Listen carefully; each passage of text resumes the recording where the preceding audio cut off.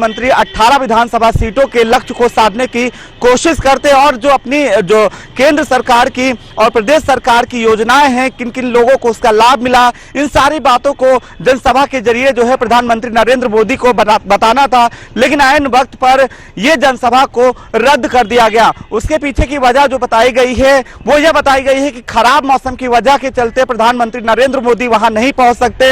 यही वजह है कि जो है इस जनसभा को रद्द कर दिया था। लेकिन वर्चुअली तरीके से प्रधानमंत्री नरेंद्र मोदी ने जनसभा को जरूर संबोधित किया। बता दें कि प्रधानमंत्री नरेंद्र मोदी की पहली फिजिकल रैली थी जिसमें वह खुद आमने सामने जो है जनसभा को संबोधित करते, लेकिन ऐन वक्त पर मौसम ने दगा दिया, जिसके चलते एक बार फिर से वर्चुअल तरीके से प्रधानमंत्री नरेंद्र मोदी ने लोगों को संबोधित किया।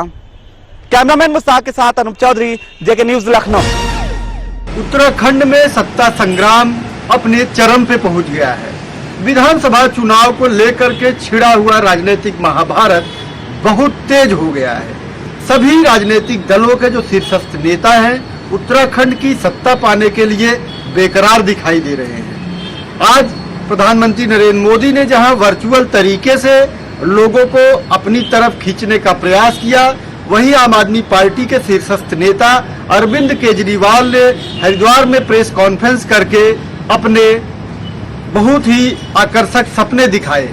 उत्तराखंड की जनता को बताया कि आम आदमी पार्टी की अगर सरकार आती है तो जनता के लिए क्या क्या करेंगे। उनके वादों की फहरिस्त तो बहुत लंबी है, लेकिन उन्होंने यह बात बहुत दावे के साथ कही है कि अगर उनकी पार्टी की सरकार आती है तो उत्तराखंड के प्रत्येक व्यक्ति को 10 लाख रुपए मिलेंगे। वहीं प्रधानमंत्री नरेंद्र मोदी ने अपने भाषण में तमाम जो विकास कार्य हुए हैं केंद्र सरकार और राज्य सरकार के द्वारा उसकी बात की और एक बार फिर से प्रदेश में डबल इंजन सरकार की जरूरत बताई है। दूसरी तरफ कांग्रेस के भी जो बड़े नेता हैं रणदीप सिंह सुरजेवाला से लगा के सचिन पायलट तक अब कैंप कर रहे हैं और उनकी भी पूरी कोशिश है कि इस बार का जनादेश कांग्रेस पार्टी को ही मिले। कैमरा सहयोगी तिलक शर्मा के साथ जेके 24/7 के लिए देहरादून से धीरेन्द्र प्रताप सिंह। प्रदेश भर में आज 9वीं से 12वीं तक के स्कूलों को खोल दिया गया है।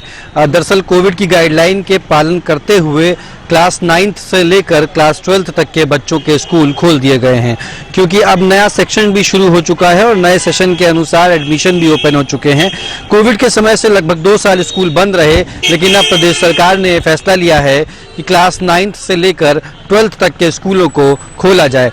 साथ ही उत्तर प्रदेश के मुखिया योगी आदित्यनाथ ने दिशा निर्देश भी जारी किए हैं कि किसी भी बच्चे को जबरन स्कूल न बुलाया जाए जब तक पेरेंट्स पूरी तरीके से खुद सहमति ना दे दें। साथ ही स्कूलों ने भी सहमति पत्र के साथ साथ बच्चों का वैक्सीनेशन सर्टिफिकेट भी मांगा है, जिसके बाद ही स्कूल में एडमिशन मिल रहा है। आपको बता दें कि आज स्कूल प्रदेश भर में खुले, लेकिन बच्चों की संख्या बेहद कम रही। हालांकि अब धीरे धीरे करके स्कूलों में बच्चों की संख्या के साथ साथ अटेंडेंस भी बढ़ेगी।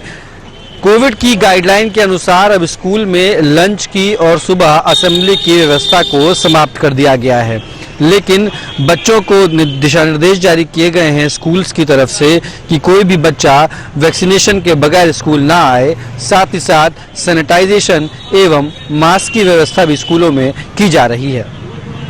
वीडियो जर्नलिस्ट मुश्ताक के साथ गौरव पांडे, जेके 24/7 न्यूज, लखनऊ। देश में कोरोना के मामले लगातार घटते जा रहे हैं। बीते 24 घंटे में 1 लाख से भी कम कोरोना के नए मामले सामने आए हैं। वहीं रिकवर होने वालों की संख्या करीब 2 लाख है। एक्टिव मरीजों की बात करें तो 11 लाख एक्टिव मरीज रह गए हैं, जो कि अब राहत भरी खबर है। इसके अलावा अगर बात करें 5 राज्य देश में ऐसे हैं जहां सबसे ज़्यादा कोरोना के मामले सामने आ रहे हैं, जिसमें केरल एक ऐसा राज्य है जहां सबसे ज़्यादा 26,000 नए मामले सामने आए हैं। इसके अलावा तमिलनाडु, कर्नाटका, मध्य प्रदेश और महाराष्ट्र शामिल हैं। ये 5 राज्य ऐसे हैं देश के अंदर जहां 66% कोरोना के कुल मामले हैं, यानी कि जितने मामले सामने आ रहे हैं देश में उसके 66% इन्हीं 5 राज्यों में सामने आ रहे हैं। और अब कोरोना के मामले लगातार घटते जा रहे हैं। एक्सपर्ट का भी ये मानना था कि फरवरी के फर्स्ट वीक के बाद कोरोना की जो रफ्तार है वो कम होती जाएगी और वैसा ही देखने को मिल रहा है। और अगर वैक्सीनेशन की बात करें तो देश में 167 करोड़ से ज्यादा लोगों को अब तक वैक्सीन लग चुकी है। हैदर अली, जेके 24/7 न्यूज। भारत रत्न स्वर कोकिला लता मंगेशकर की मृत्यु पर झारखंड के मुख्यमंत्री एवं प्रतिपक्ष के नेता ने भी गहरी संवेदना व्यक्त किया है। झारखंड के मुख्यमंत्री हेमंत सोरेन ने कहा कि जिस प्रकार लता मंगेशकर ने अलग अलग भाषाओं में सिर्फ अपना देश ही नहीं विदेश में भी भारतीय संस्कृति को पहुंचाया है, यह काबिले तारीफ है और यह देश के लिए अपूरणीय क्षति है। विदेश से भी उन्हें अनेक ऑफर आए, लेकिन उन्होंने अपने देश का नाम जिस प्रकार गौरव किया, हम लोग उन पर गर्व करते हैं। आज वो हमारे बीच नहीं रही, हम नम आंखों से उन्हें विदाई देते हैं। झारखंड में भी राष्ट्रीय ध्वज को आधा झुका दिया गया है। सभी कार्यालयों में 6 और आज 7 फरवरी को तिरंगा झंडा आधा झुका रहेगा। वहीं विधानसभा के अध्यक्ष रविंद्रनाथ महतो ने भी उनकी मृत्यु पर गहरी संवेदना व्यक्त किया है। उन्होंने कहा, जिस प्रकार से देश का नाम उन्होंने संगीत में रोशन किया, हम उन्हें हमेशा याद रखेंगे और आने वाले समय में यह भी देखना होगा क्या कोई और ऐसी पार्श्व गायिका होगी जो उनका अनुसरण कर देश का नाम रोशन करेगी। मनीष कुमार झा, झारखंड, जेके 24/7 न्यूज। हरियाणा सरकार ने अब सुरक्षित हरियाणा महामारी अलर्ट को जो है आगे बढ़ाने का काम किया है, तो वहीं अब धीरे धीरे जो कोरोना के मामले हैं उनकी रफ्तार कम हो रही है।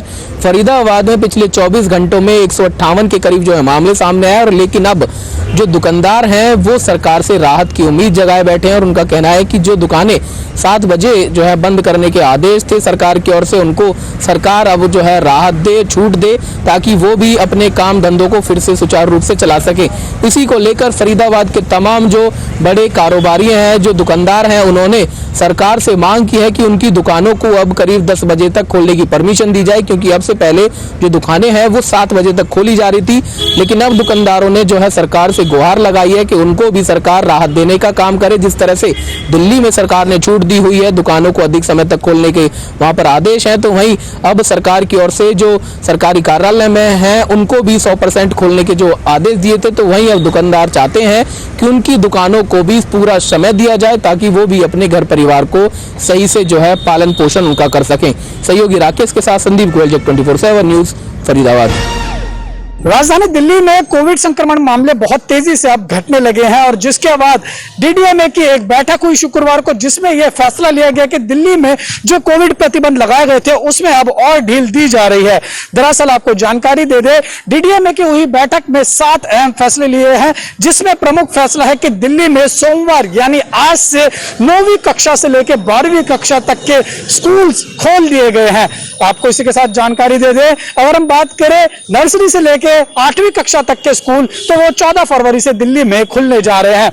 वहीं डीडीएमए की हुई इस बैठक में यह फैसला लिया गया है कि दिल्ली में जितने भी ऑफिस हैं उसमें 100% क्षमता के साथ कर्मचारी काम कर सकेंगे। साथ ही दिल्ली में जिम, स्पा और स्विमिंग पूलों को भी खोलने की अनुमति दिल्ली सरकार दे चुकी है। आपको जानकारी दे दे, दिल्ली में फिलहाल अगर हम शादी ब्याह समारोह में एकत्रित होने के लोगों की बात करें तो सरकार की तरफ से इस वक्त 200 लोगों की अनुमति मिल चुकी है।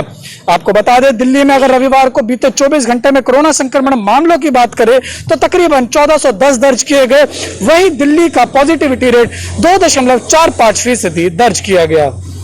जेके 24/7 न्यूज के लिए दिल्ली से उज्जवल कुमार की रिपोर्ट। 2022 के विधानसभा चुनाव को लेकर चुनाव आयोग ने पूरी तैयारी कर ली है।